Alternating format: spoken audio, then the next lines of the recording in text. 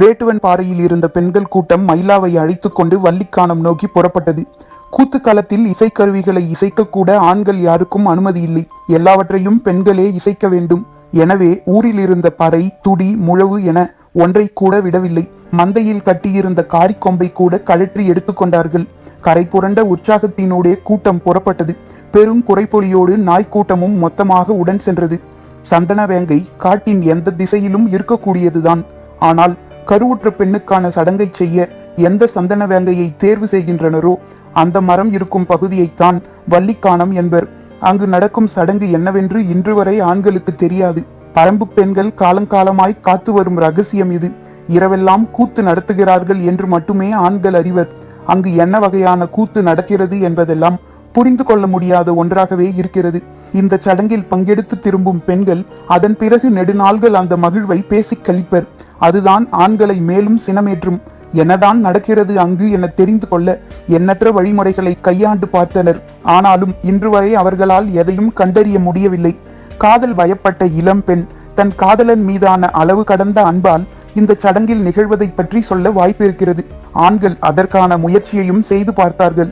ஆனாலும் எந்த காதலியும் தன் காதலனிடம் இதை மட்டும் பகிர்ந்து கொள்வதே இல்லை. காரணம், இந்த சடங்கில் பங்கெடுக்கும் இளம் பெண்ணிடம் முது பெண்கள் சொல்லும் முதல் எச்சரிக்கையே அவள் காதலனை பற்றியதுதான். வள்ளிக்கூத்தில் என்ன நடக்கிறது என்பதை உன் காதலனிடம் பகிர்ந்து கொள்ளக்கூடாது. அவ்வாறு பகிர்ந்து கொண்டால் உனது பிள்ளை பேரு வலி மிகுந்ததாக மாறும். அப்போது எந்த ஆணும் உனது வலியை சுமக்க வரமாட்டான். நாங்கள் தான் உடன் நிற்போம். அளவு கடந்த உனது வலியை வைத்தே நீ தப்பு செய்து விட்டாய் என கண்டறிந்து விடுவோம் என்று சொல்லிவிடுவார்கள். இது ஓர் அச்சமூட்டும் எச்சரிக்கைக்காக சொல்லப்படுவதுதான். ஆனால் இளம் பெண்கள் பிள்ளை பேறு வலியை நினைத்து பார்த்து யாரிடமும் வாய் திறக்க மாட்டார்கள். ஆணுக்கு தெரியாத ஓர் உலகை இன்று வரை பரம்பு பெண்கள் காப்பாற்றி வருகின்றனர். அதுவே அவர்களுக்கு பெரும் மகிழ்வை கொடுப்பதாகவும் இருக்கிறது. அவர்களின் இந்த மகிழ்வுதான் ஆண்களை மீண்டும் மீண்டும் கண்டறிய தூண்டிக்கொண்டே இருக்கிறது. இன்று கூட அதற்கான முயற்சி தான் நடந்தது. இரளிமேட்டிலிருந்து வள்ளிக்கூத்துக்காக நீலன் புறப்பட்ட போது காலம்பன் மூத்த மகன் கொற்றனையும் அழைத்துச் செல் என்று வேட்டூர் பழையன் அனுப்பி வைத்தான். அதற்கான காரணம் இதுதான். உள்ளூர் சிறுவர்களை அனுப்பினால் வள்ளிக்கானத்துக்கு அழைத்துச் செல்ல மறுப்பார்கள். அதுவே காலம்பன் மகன் என்றால் மறுத்து ஒதுக்க மாட்டார்கள் என நினைத்து அனுப்பி வைத்தான் பழையன். ஆனால் காட்டுக்குள் நுழையும் போது அவனை நீலனின் கையில் கொடுத்து, இங்கேயே இரு, நாங்கள் காலையில் வந்து உனக்கு விருந்து படைக்கிறோம் என்று சொல்லிவிட்டு போய்விட்டார்கள் பெண்கள். வேட்டுவன் பாறையின் வயதான 2 பெருசுகள் சோமக்கிழவனும் செம்பூந்தனும் பழையனை விட சற்று வயது குறைவுதான். ஆனால் மலைப்பாறைகளில் உருண்டதால் நடமாட்டம் வேகமாக தளர்ந்து விட்டது. அதிக தொலைவு நடக்க முடியாத கிழத்தன்மையை அடைந்திருந்தனர். அதனால்தான் இப்போது இரளிமேட்டுக்கு போகாமல் ஊரிலேயே இருக்கின்றனர். காட்டுக்குள் நுழைந்த பெண்கள் கொற்றனை அழைத்து செல்லாமல் இங்கேயே இரு என கூறி சென்றவுடன் சோமக்கிழவன் தான் கொதித்தெழுந்தான். சின்ன பையன் ஆசையாக கேட்கிறான். அவனை கூட கூட்டி போகாம விட்டுட்டு போறீங்களேடி என பெரும் சத்தத்தை எழுப்பினான். ஆனால் பெண்கள் யாரும் கண்டுகொள்ளவே இல்லை. கிழவன் ஏன் கத்துகிறான் என்பதெல்லாம் அவர்களுக்கு தெரியும். எல்லா காலங்களிலும் சிறுவர்களின் மூலமாகவும் காதலன்களின் மூலமாகவும் தான் ஆண்கள் முயல்கிறார்கள். இன்று வரை அந்த முயற்சிகள் வெற்றி பெறவில்லை. இப்போதும் கொற்றனை கொஞ்சி பேசி நீலனுக்கு பக்கத்தில் உட்கார வைத்துவிட்டு போய்விட்டார்கள். அங்கவை இதுவரை வள்ளிக்கூத்தில் கலந்து கொண்டதில்லை. முதன்முறையாக இப்போதுதான் அவள் கலந்து கொள்கிறாள். பெண்கள் கூட்டம் மயிலாவை அழைத்து கொண்டு காட்டுக்குள் போய்க் கொண்டிருந்தது. தீப்பந்தங்களை ஏந்தியவர்கள் முன்னும் பின்னுமாக வந்து கொண்டிருந்தனர். ஆதினிக்கு அருகில் சற்றே அமைதியாக நடந்து வந்து கொண்டிருந்தாள் அங்கவை. கூட்டத்தின் பேச்சொல்லியினூடே அவளின் அமைதியை கவனித்த ஆதினி அருகில் சென்று கேட்டாள். முதன்முறையாக பங்கெடுப்பதால் என்னவெல்லாம் நடக்கும் என்ற சிந்தனையிலேயே வருகிறாயா? தலையாட்டி இல்லை என்றாள் அங்கவை. பிறகு என்ன சிந்தனையில் இருக்கிறாய் என கேட்டாள். அப்போதும் அங்கவையிடம் இருந்து பதில் இல்லை. இன்று இரவு என்ன நடந்தது என உதிரன் கேட்டால் சொல்லிவிடுவோம் என அச்சப்படுகிறாயா என்று கேட்டால் சற்றே நக்கலாக. சின்ன புன்முறுவலோடு ஆதினியின் காதோடு வந்து சொன்னாள். உதிரன் கேட்டால் சொல்ல மாட்டேன், ஆனால் தந்தை கேட்டால் மறுக்க மாட்டேன். ஆதினிக்கு சிரிப்பு தாங்க முடியவில்லை. மகளை தோளோடு அணைத்து கொண்டு யார் காதிலும் விழாதபடி மெல்ல, நிச்சயம் உன் தந்தை கேட்க மாட்டார், கவலைப்படாதே என்றாள். அங்கவை அதிர்ச்சியோடு ஆதினியை பார்த்தாள். அவளோ மகளை பார்த்து கண்களை சிமிட்டிய போது முகத்தில் இருந்து பொங்கி மேலெழுந்தது வெட்கம். அங்கவை ஒரு கணம் ஆடி போனாள். சற்றே கோபத்தோடு, அப்படியென்றால் நானும் உதிரனிடம் சொல்வேன் என்றாள். வெட்கம் படர தாயும் மகளும் மற்றவர்களின் காதில் படாமல் பேசி சிரிப்பதை பார்த்த பெண்ணொருத்தி, நீங்கள் மட்டும் என்ன பேசி சிரிக்கிறீர்கள் என கேட்டாள். கேட்டவளை அழைத்து கொண்டு பேச்சை மாற்றியபடி அங்கவையை விட்டு சற்று தள்ளி முன்னே நடந்தாள் ஆதினி. இன்னும் சிறிது தொலைவுதான் இருந்தது வள்ளிக்கானம். நேரம் செல்ல செல்ல வேகம் கூடிக்கொண்டே இருந்தது. இதற்காக மாத கணக்கில் காத்திருந்தவர்கள் அல்லவா அவர்கள். கும் இருளில் மலைப்பாதையில் அவர்களின் கால்கள் பெரும் மயக்கத்தை நோக்கி விரைந்து கொண்டிருந்தன. சந்தன வேங்கையின் அடிவாரத்தில் கருவுற்ற பெண்ணை அமர வைத்து நடக்கும் சடங்குகள் எல்லாம் வழக்கம் போல் ஊருக்குள் நடக்கும் சடங்குகள் தான். ஆனாலும் இன்றைய இரவின் முக்கியத்துவத்துக்கு காரணம் வள்ளிக்கானத்தின் கொண்டாட்டம்தான். அந்த கொண்டாட்டத்துக்கு அடிப்படை எங்கும் கிடைக்காத அதிசிறந்த மதுவகைதான். ஆண்கள் அறிந்திராத அரிதினும் அரிதான மதுவகை ஒன்று உண்டு. பெண்கள் மட்டுமே அறிந்து இன்று வரை ஆண்களின் வாடையே படாமல் காப்பாற்றி வைத்துள்ள மதுவகை அது. வள்ளிக்கானத்தின் கொண்டாட்டத்தில் பெண்கள் மது உண்டு கழிக்கின்றனர் என்ற செய்தி ஆண்களால் யூகிக்க கூடியதுதான். ஆனால் அது என்ன வகை மது என்பது இன்று வரை ஆண்களுக்கு தெரியவில்லை. சோமப்பூண்டு பானத்தை குடித்த ஒருத்தி எங்களின் மது போல இது இல்லை என்று ஒரு முறை சொல்லிவிட்டாள். அன்றிலிருந்துதான் வள்ளிக்கூத்தில் குடிக்கும் மதுவின் வகை என்ன என்பதை பற்றிய தேடலை ஆண்கள் தீவிரப்படுத்தினர். இன்று வரை யாருக்கும் தெரியாத ரகசியமாக அது காப்பாற்றப்படுகிறது. காரணம், அந்த மதுவை உருவாக்கும் பணியில் ஈடுபடுபவர்கள் முது பெண்களே. அவர்களிடம் இருந்து ஆண்களோ மற்ற பெண்களோ கூட இது தொடர்பான செய்தியை கேட்டறிய முடியாது. ஒவ்வொரு வகை மலரின் தேனுக்கும் ஒவ்வொரு வகையான குணம் உண்டு. ஆனால் இணையற்ற சுவை கொண்ட தேன் இருக்கும் மலர் நாகசம்பங்கி. அதில் துளிர்க்கும் தேனின் சுவையை எதனுடனும் ஒப்பிட முடியாது. துளித்தேனை நுனி நாக்கில் வைத்த கணம் மொத்த உடலும் தேனுக்குள் கரைவது போல் இருக்கும். ஆனால் நாக்கில் வைக்கப்பட்ட தேன் துளி எளிதில் கரையாது, ஒட்டிக்கொள்ளும். அதன் சுவையை நாக்கு அடிக்கடி நுகர துடிக்கும். அப்போது அந்த சுவை உடல் முழுக்க தழும்பிக் கொண்டிருக்கும். நினைவு புலன்கள் சுவையுணர்வுக்குள் சிக்குண்டு விடும். மீள முடியாத சுவையை நினைவு மீண்டும் மீண்டும் மறுசுழற்சி செய்தபடியே இருக்கும். சுவை கரையாமல் தேன் மட்டுமே கரைந்திருக்கும். மறுதுளி நோக்கி மனதை நகர்த்தாமல் நிறுத்தி வைக்கக்கூடிய மயக்கம் நாகசம்பங்கியின் தேனுக்கு மட்டுமே உண்டு. நாகசம்பங்கி பூத்து கிடக்கும் பகுதியில் இருக்கும் தேன் கூட்டில் இருந்து தேன் கட்டியை எடுப்பதுதான் முதலில் செய்யும் பணி. அதன் பிறகு அந்த தேன் கட்டியை தகுந்த சேர்மானத்தோடு சேர்த்து நிலத்துக்குள் புதைத்து வைத்து விடுவர். பெண் முதன்முறையாக கருவுற்ற உடனே முது பெண்களின் முதல் வேலை நாகசம்பங்கியின் தேனை எடுப்பதுதான். எந்த சந்தன வேங்கையை தேர்வு செய்கிறார்களோ அந்த இடத்தில்தான் அதை புதைத்து வைப்பர். 4 முதல் 5 மாதம் மண்ணுக்குள் இருக்கும் தேன் கட்டி நுரை துளிர்த்து சுவை இறுகி உறைந்திருக்கும். ஒற்றை துளியிலே மனிதரை கரைக்கக்கூடிய தேன் இப்போது தேரலாக உருத்திரண்டிருக்கும். இதன் துளி நாக்கில் பட்ட கணம் தேல் கொட்டியதைப் போல சுர்ரென ஒரு கார மயக்கம் உச்சந்தலைக்கு ஏறும். கன நேரம் கண் கட்டி அவிழும். அதன் பிறகு நிகழ்வதை நினைவில் தங்க வைக்க யாராலும் முடியாது. இன்றைக்கு சந்தன வேங்கையின் அடிவாரத்தில் அமர வைக்கப்பட்ட மயிலா முதல் மிடரு குடித்ததிலிருந்து தொடங்கியது வள்ளிக்கூத்து. 6 வகையான துடிகளை அடித்து ஆண்களால் அறியவே முடியாத மதுவின் சாரம் ஏற்றி பெண்களின் கூட்டம் ஆடத் தொடங்கியது. நேரம் ஆக ஆக துடியின் ஓசையும் பறையின் அதிர்வும் முழவின் சத்தமும் காட்டை உலுக்கின.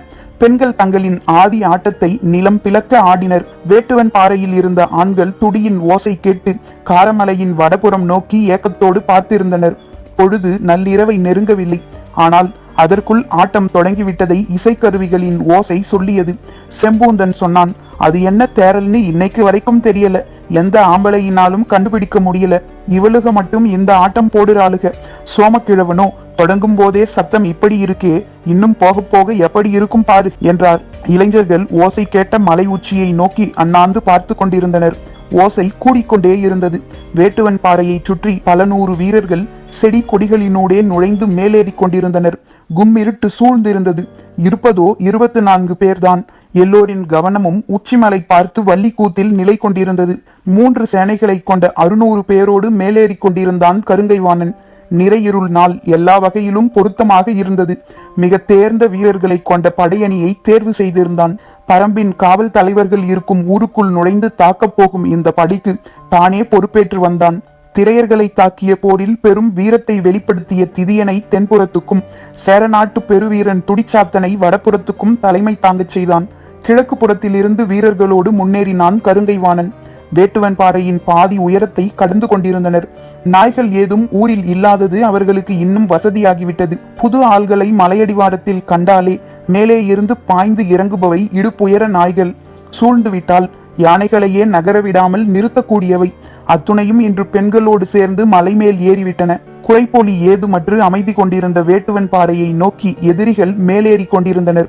ஊரின் மந்தையில் உட்கார்ந்தபடி காரமலையில் துடியோசை கேட்கும் பகுதியை பார்த்து பேசிக் கொண்டிருந்தனர் ஆண்கள். துடியோசை பெருகத் தொடங்கியது. பெண்கள் இல்லாத ஊரில் பெண்களை பற்றி பேசத்தான் எவ்வளவு கதைகள் இருக்கின்றன. அதுவும் அவர்களால் நிராகரிக்கப்பட்ட வழியை கேலி பேச்சின் மூலம்தான் கடக்க முடியும். பேச்சு களை கட்டத் தொடங்கியது. சிறுவன் கொற்றனுக்கு தூக்கம் வந்தது.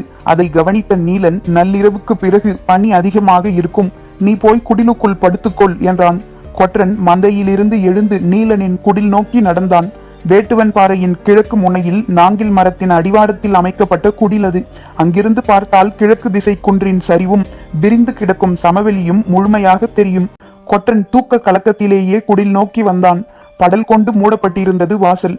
படலை மெல்ல தூக்கி சுவர் ஓரமாக திரும்பினான். சரிவு பகுதியில் இங்கும் அங்குமாக மனித தலைகள் தெரிந்தன. ஆயுதம் ஏந்திய பெரும் கூட்டம் மேலேறி கொண்டிருப்பது தெரிந்தது. கும் இருட்டினூடே தலைகள் பதுங்கி மறைந்தன. எதிரிகள் வந்து கொண்டிருப்பது கன நேரத்தில் புரிந்தது. இப்படியே சத்தம் போட்டுக்கொண்டு மந்தை நோக்கி ஓடலாமா என தோன்றியது. அப்படி செய்தால் எதிரிகள் விழிப்படைந்து விடுவார்கள் என சிந்தித்தபடியே குடிலுக்குள் போய் படலை மூடிக்கொண்டான் கொற்றன். ஒரு கணம் சிந்தித்தவன் சட்டென குடிலின் மேற்புற கூரையை ஆள் நுழைவதற்கு ஏற்ப பிரித்தெடுத்தான். நாங்கில் மரத்தின் கிளைகள் குடில் மேல் படர்ந்திருந்தன. கூரையினுள் நுழைந்து கிளையின் மேல் ஏறினான். மரங்கள் ஒன்றுடன் ஒன்று நெருங்கி பின்னி கிடந்தன. கொப்புகளின் வழியே ஊர்ந்து கடந்தவன் கண்ணிமைக்கும் நேரத்தில் 3ஆம் மரத்தின் அடிவாரத்தில் தரையில் குதித்தான். யாரோ மரத்திலிருந்து குதிப்பது போல் இருக்கிறதே என்று மந்தையில் இருப்பவர்கள் திரும்பி பார்த்தனர். பதறி போய் ஓடி வந்தான் கொற்றன். இப்படி ஒரு நள்ளிரவில்தான் தன்னுடைய ஊர் எதிரிகளால் சுற்றி வளைக்கப்பட்டது. மக்கள் எல்லோரும் கொன்று குவிக்கப்பட்டனர். மந்தையில் வைத்து ஊரே வெட்டி சாய்க்கப்பட்ட கொடுமையை நேர்கொண்டு பார்த்தவனுக்கு இப்போது உடலெல்லாம் நடுங்கியது. பேச வார்த்தை எழவில்லை. ஏதோ விலங்கை பார்த்துதான் அஞ்சி ஓடி வந்துள்ளான் என முதலில் நினைத்தனர். அஞ்சாமல் சொல், எதை பார்த்தாய் என நீலன் கேட்டதற்கு மேலேறி கொண்டிருக்கும் எதிரிகளை பற்றி சொன்னான் கொற்றன். மந்தையில் இருந்தவர்கள் சரிவு நோக்கி பாய்ந்து சென்றனர். 3 புறங்களிலும் எதிரிகள் மேலேறி கொண்டிருந்தனர். சத்தமின்றி நீலன் கையை காட்டி ஏதோ சொன்னான். வீரர்கள் சிலர் வீடுகளுக்குள் இருந்த ஆயுதங்களை எல்லாம் வெளியே எடுத்து வந்தனர். புங்கன் தென்புறச் சரிவில் மேலேறும் எதிரிகளை பார்த்தான். சோமக்கிழவன் வலதுபுறச் சரிவை பார்த்தான். கிழக்கு திசை முனையிலிருந்து முப்புறமும் பார்த்தான் நீலன். வந்து கொண்டிருப்பது பெரும் எண்ணிக்கையிலான படை என்பது தெரிந்தது. 24 பேர்தான் இருக்கிறோம். அதில் பாதி பேர் வயதான கிழவர்கள். அதற்கு தகுந்த தாக்குதல் உத்திகளை கடைபிடிக்க வேண்டும் என்று சிந்தித்தபடியே ஊரின் நடுப்பகுதிக்கு ஓடி வந்தான். மற்ற திசையில் பார்த்து கொண்டிருந்தவர்களும் நீலனின் மெல்லிய சீழ்க்கை ஒலி கேட்டு ஒன்று கூடினர். பேசுவதற்கான நேரமில்லை. வேட்டுவன் பாறையின் மீது எதிரிகள் ஏறிவிடக் கூடாது. 3ஆக பிரிவோம். எல்லா வகையான தாக்குதல் உத்திகளையும் பயன்படுத்துங்கள் என்றான் நீலன். குவிக்கப்பட்டிருந்த ஆயுதங்களை எடுத்துக்கொண்டு 3 திசைகளிலும் தாக்க ஆயத்தமானார்கள். கருங்கை வாணனின் படை மிக கவனமாக மேலேறி கொண்டிருந்தது. இப்போது வரை யாரும் நம்மை பார்க்கவில்லை என்ற எண்ணத்தில் தான் அவர்கள் வந்து கொண்டிருந்தனர். நீலனின் குடிலுக்கு சற்று கீழ் முனையில் பெரும் பாறை ஒன்றை யாரோ நகர்த்துவது போல் தோன்றியது. மேலே ஏதோ சத்தம் கேட்பது போல் இருக்கிறதே என உணர்ந்த கருங்கை வாணன் அண்ணாந்து பார்த்தான். பெரும் பாறை ஒன்று மெல்ல உருளத் தொடங்கியது. மேலேறி கொண்டிருந்த எதிரிகள் சத்தம் கேட்டு மிரண்டு பார்க்கும் போது பாறைகள் ஒன்றுக்கு அடுத்து ஒன்றாக உருளத் தொடங்கின. உருளும் பாறைகள் நேர்கோட்டில் இறங்குவதில்லை. எந்த திசையில் நெளியும் என கணிக்க முடியாததால் வீரர்கள் எங்கும் தெரித்து சிதறினர். இருட்டு ஒன்றின் ஓசையை இன்னொன்றுக்கு மாற்றி காட்டக்கூடியது. எனவே பாறைகள் எல்லா பக்கங்களும் உருளுவது போல் உணர்ந்தனர். எதிரிகள் தாக்கத் தொடங்கிவிட்டார்கள் என தெரிந்ததும் எதிர் தாக்குதல் நடத்த உத்தரவிட்டான் கருங்கைவாணன். ஆனால் உருளும் பாறைகளில் இருந்து தங்களை காத்துக் கொள்வதே வீரர்களுக்கு முதல் நிலை பணியாக இருந்தது. ஆங்காங்கே பொருத்தமான இடங்களில் நிலை கொண்ட பிறகே எதிர் தாக்குதலை தொடங்கினர். 3 திசைகளில் இருந்தும் வேந்தர்களின் படைகள் தாக்குதலை தொடங்கின. சிறிது நேரத்திலேயே மேலிருந்தும் ஆயுத தாக்குதல் தொடங்கியது. அம்புகளும் ஈட்டிகளும் இணையற்ற வேகத்தோடு காற்றை கிழித்து கொண்டு இறங்கின. இருட்டில் எந்த திசையிலிருந்து ஆயுதங்கள் வருகின்றன என தெரியாததால் வேந்தர் படை தற்காத்து கொள்ள மிகவும் திணறியது. மேலிருந்து தாக்குபவர்களின் வேகம் எண்ணி பார்க்க முடியாதபடி இருந்தது. அம்புகளும் ஈட்டிகளும் இறங்கினாலும் பாறைகளும் ஆங்காங்கே உருண்டு கொண்டுதான் இருந்தன. பாறைகளை உருட்டுவதால் எதிரிகளை அதிக அளவில் கொன்றுவிட முடியாது. ஆனால் மேலேறி கொண்டிருப்பவர்களுக்கு பெரும் அச்சத்தை உருவாக்கலாம். எப்போது எந்த பாறை உருளுமோ என ஒவ்வொரு பாறையையும் பார்த்து பார்த்து அஞ்சியே முன்னோக்கி நகர முடியும். எரியம்புகளை பயன்படுத்த வேண்டாம் என்று நீலன் உத்தரவிட்டான். குறைவான வீரர்களே இருக்கிறார்கள் என்பதை அது காட்டிக் கொடுத்துவிடும் என்பதால் அவ்வாறு சொன்னான். வடக்கு புற சரிவில் தாக்குதலை நடத்தி கொண்டிருந்த சோமக்கிழவன் வீரன் ஒருவனை அந்த திசையின் உச்சியில் இருக்கும் மரம் ஒன்றில் ஏறச் சொன்னான். அதே போல இன்னொருவனை மறு விளிம்பில் இருக்கும் மரத்தில் ஏறச் சொன்னான். மற்றவர்கள் அம்புகளையும் ஈட்டிகளையும் எரிந்து கொண்டிருந்தனர். 2 கிழவர்களை வைத்துக்கொண்டு பாறைகளை நகர்த்தி தள்ளி கொண்டிருந்தான் கொற்றன். அவனது வெறி கிழவர்களையும் தினவோடு இயங்க வைத்தது. சரிவுகளில் இருக்கும் பாறைகள் எல்லாம் அடப்பு கொடுத்து செருகப்பட்டிருந்த சிறு கற்களால் தான் நின்று கொண்டிருந்தன. எந்தெந்த பாறைக்கு எப்படியெல்லாம் அடப்பு கொடுக்கப்பட்டுள்ளது என்பது கிழவர்களுக்குத்தான் நன்கு தெரியும்.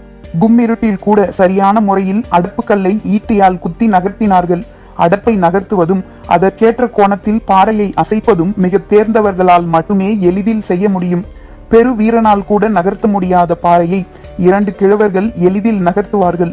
யானைகளின் உச்சந்தலை கும்பம் போல பருத்த இரு தோள்கள் திரையர்களுக்கு தோன்ற காரணம் குழந்தை பருவத்தில் இருந்தே பாறைகளுடனான அவர்களின் பழக்கம்தான்.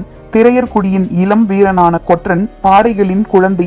கிழவர்கள் சொல்ல சொல்ல தோளால் முட்டி எம்பினான் பாறைகளை. தாக்குதல் தொடங்கியவுடன் பெரும் கூச்சலிட்டபடி வேந்தனின் வீரர்கள் அங்கும் இங்குமாக சிதறி தற்காப்புக்கு ஏதுவான இடங்களில் நின்று கொண்டு அதற்கு ஏற்பவே எதிர்த்தாக்குதலை தொடுத்தனர். இந்த நிலையில் நமது தாக்குதலை தீவிரப்படுத்தாமல் கிழவன் ஏன் மரம் ஏறச் சொல்கிறான் என சிந்தித்தபடியே இருவர் வேக வேகமாக மரத்தில் ஏறினர். அதில் ஒன்று தனக்கு மரம், இன்னொன்று அகில் மரம். இரண்டும் முருங்கையைப் போல வலிமையற்றவை.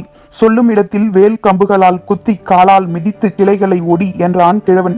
அவ்வாறே வேல் கம்புகளால் குத்தியும் அமுக்கியும் பெரும் பெரும் கிளைகளை மடார் மடார் என ஒடித்து சரித்தனர் வீரர்கள். மேலேறி கொண்டிருந்த வேந்தர் படை மிரட்சிக்குள்ளானது. பெரும் பெரும் மரங்களையே கனப்பொழுதில் சாய்த்து கொண்டிருக்கிறார்கள். ஏது செய்ய போகிறார்களோ என எதிரிகள் மிரண்டு நின்றனர். எதிரிகளின் வடக்குப்புற படைக்கு தலைமையேற்ற துடிசாத்தன் வீரர்கள் முன்னேறுவதை நிறுத்தி தற்காத்து நில்லுங்கள் என்று ஆணையிட்டான்.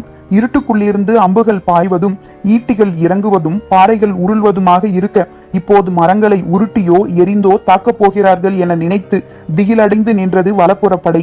கிழக்கு புறம் நீலனின் தாக்குதல் எதிரிகளை நிலை குலையச் செய்தது. மேலிருந்து எரியப்படும் ஈட்டிகள் பாறைகளில் பட்டு தெறிக்க தீப்பொறி விடாது பறந்து கொண்டே இருந்தது.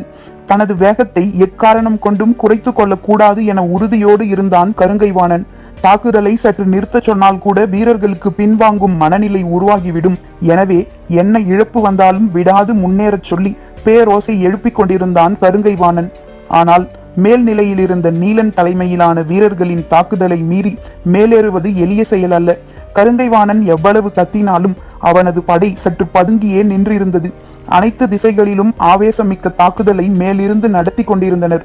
தங்களை பன்மடங்கு காட்டிக்கொள்ள ஒவ்வொரு வீரனும் இணையற்ற வேகத்தோடு இயங்கிக் கொண்டிருந்தான். ஆனால் தென்புறத்தில் வேந்தர் படைக்கு திதியன் தலைமையேற்று வந்து கொண்டிருந்தான். அவனது வேகத்தை தடுத்து நிறுத்த முடியாமல் திணறியது புங்கனின் தலைமையிலான படை. சிறிது நேரத்தில் சீழ்க்கை அடித்தபடி ஊரின் நடுப்பகுதிக்கு ஓடி வந்தான் பொங்கன். கன நேரத்தில் சோமக்கிழவனும் நீலனும் வந்து சேர்ந்தனர். அவர்கள் மேலேறி கொண்டிருக்கிறார்கள். நம்மிடம் மிக குறைவான வீரர்களே இருக்கிறார்கள். சற்றே பின்வாங்கி காரமலையில் ஏறிவிட்டால் அவர்களால் ஒன்றும் செய்ய முடியாது என்றான். அவன் சொன்னதை கேட்டு கோபத்தோடு கத்தினான் நீலன். நம்மை ஒன்றும் செய்ய முடியாது. ஆனால் கூத்தோசை கேட்கும் வள்ளிக்கானம் நோக்கி எதிரிகளின் படை போனால் நிலைமை என்னவாகும் என நினைத்தாயா? அப்போதுதான் ஆபத்தை உணர்ந்தான் பொங்கன். அப்படியென்றால் உடனடியாக காரிக்கொம்பு ஊதச் சொல்லி செய்தியை தெரிவிக்கலாமா என பொங்கன் கேட்டு முடிக்கும் முன் சோமக்கிழவன் சொன்னான், நான் அப்போதே அதற்கான முயற்சியை செய்துவிட்டேன். பெரும் காரிக்கொம்புகளை எல்லாம் எடுத்துக்கொண்டு போய்விட்டார்கள். இருக்கும் சிறு கொம்பை ஊதினாலும் ஓசை பெரிதாக வெளிப்படவில்லை. மலையின் மேலே இருந்து கேட்கும் கூத்தின் ஓசைதான் எங்கும் கேட்கிறது என்றான். என்ன செய்யலாம் என புங்கன் கேட்டபோது, செய்தியை பாரியிடம் சொல்ல குதிரை எடுத்துக்கொண்டு ஒரு வீரன் மட்டும் விரைந்து செல்லட்டும். நாம் எக்காரணம் கொண்டும் வேட்டுவன் பாறையை விட்டு பின்னகரக்கூடாது. நாகக்கரடியிலிருந்து வீரர்கள் வரும் வரை நாம் இந்த இடத்தை கடக்க எதிரிகளை அனுமதிக்க கூடாது என்றான் நீலன். சொன்னவுடன் வீரன் ஒருவன் குதிரை கொட்டிலை நோக்கி ஓடத் தொடங்கினான். அவனிடம் சத்தம் போட்டு நீலன் சொன்னான், இடது புறமாக தனித்து கட்டப்பட்டிருக்கும் குதிரை ஒன்று உண்டு. அதுதான் ஆலா. அதை எடுத்துச் செல். 2 மடங்கு வேகத்தோடு பாயும். முன்களத்தில் இருக்கும் வீரர்கள் முடிந்த அளவுக்கு தாக்குதல் தொடுத்து நிலைமையை சமாளித்துக் கொண்டிருந்தனர். மூவரும் மீண்டும் தாக்குதல் இடத்தை அடைந்தனர். நீலனின் அம்புகள் இருளை துளைத்து இறங்கத் தொடங்கின. கும்மிருட்டின் பிடியில் மேலிருந்து பேரோசையோடு நடத்தும் எதிரிகளின் தாக்குதலை சமாளித்து தற்காத்து கொள்ளவே முயன்று கொண்டிருந்தது கருங்கைவாணனின் படை. வடக்கு புறத்தில் சோமக்கிழவனின் தாக்குதலால் எதிரிகள் நின்ற இடத்திலேயே நின்று கொண்டிருந்தனர், மேலேறவில்லை. ஆனால் தெற்கு புறத்தில் புங்கனின் தலைமையிலான வீரர்களால் எதிரிகளின் வேகத்தை குறைக்க முடியவில்லை. எதிரி படையின் தளபதி திதியனின் ஆவேசம் இணையற்று இருந்தது. எத்தனை வீரர்களை பலி கொடுத்தாலும் முன்னேறும் வேகத்தை குறைத்து கொள்ளுதல் அவனது பழக்கத்திலேயே இல்லை. அந்த திசையில் மட்டும் எதிரிகள் அடுத்தடுத்த நிலை நோக்கி நகர்ந்து கொண்டிருந்தனர். ஆலாவின் மீதேறி விரைந்தான் வீரன். ஊரின் பின்புறத்தில் இருக்கும் குதிரை பாதை காரமலையினூடே பயணிக்கிறது. வள்ளிக்கானத்தின் கூத்தோசைக்கும் வேட்டுவன் பாறையின் தாக்குதல் ஓசைக்கும் நடுவில் குதிரையை வெறிகொண்டு செலுத்தினான். மறுகொன்றை தாண்டும் போதுதான் மயிலாவின் ஊரான செம்மனூர் இந்த திசையில் இருப்பது நினைவுக்கு வந்தது. அங்கு போய் செய்தியை சொல்லிவிட்டு போகலாம் என குதிரையை திருப்பினான். சிறிது தொலைவு சென்ற பிறகுதான் தோன்றியது, ஊரில் இளைஞர்கள் யாரும் இருக்க மாட்டார்கள், எல்லோரும் நாகக்கரடுக்கு போயிருப்பார்கள், மிகவும் வயதானவர்கள் தான் இருக்கக்கூடும் என்று. குதிரைகளும் அங்கு இல்லை. அவர்கள் நடந்தே வேட்டுவன் பாறைக்கு போய் சேருவதற்குள் நாமே நாகக்கரட்டிலிருந்து வீரர்களை அழைத்து வந்து விடலாம் என முடிவு செய்து மீண்டும் குதிரையை திருப்பினான். பதற்றமும் அலைக்கழிப்புணர்வும் மேலோங்க இருளுக்குள் சீறி பாய்ந்து கொண்டிருந்தது ஆலா. பரம்பின் குரல் ஒலிக்கும்.